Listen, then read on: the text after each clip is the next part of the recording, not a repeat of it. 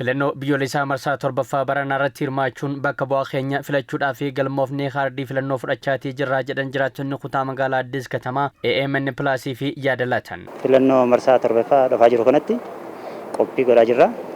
Kaardii fudhadhee galmee ittiin jiraachaa. Kanaafuu paartii booriif biyya keenya gara guddinaatti adeemsisa kan jennu itti qophaa'aa jirra jechuudha sagalee kennuudhaaf. Filannoodhaaf qophii guddaarra jirra.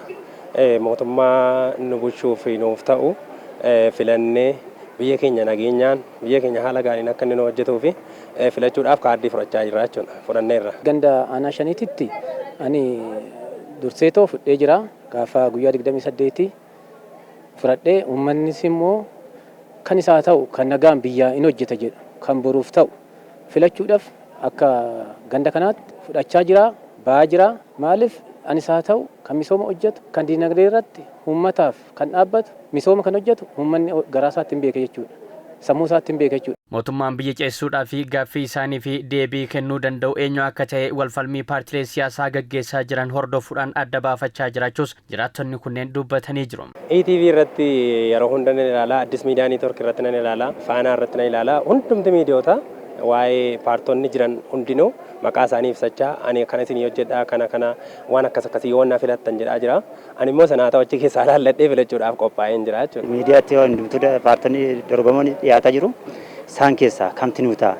Kamti biyya keenya misoomaaf gara fuula duraatti adeemsa Itoophiyaa gara tokkummaatti adeemsisa kan jedhu isa laallee keessaa kan nu ta'u hin filannetti qophiitti jira jechuudha. እኔ በራሴ ግንባር ቀደም ወስጃለሁ። ani adda durummaadhaan kaardii fudhadhe paartiin naaf hojjete jedhee itti amanu filachuuf qophaa'eera. Kuni mirga dimookiraasii kootiidha. Kanammoo sagalee kootiin murteessuuf qophaa'eera. Lammiileen biyyattii kanneen umriin isaanii filachuudhaaf qaqqabe filannoo biyyoolessaa marsaa torbaffaa irratti sagalee kennuudhaan heegaree ofii qajeelfachuudhaa fi yerootiin kaardii filannoo fudhachuu akka qaban jiraattonni kutaa magaalaa Addis Katamaa AMN Plus dubbise kunneen waamicha dhiyeessanii jiru. ምዝገባ ሁኔታ ነፃና ዲሞክራሲ ነው። Haalli galmeen itti raawwatamaa jiru ifaa bilisaa fi karaa dimookiraatawaa ta'eenidha.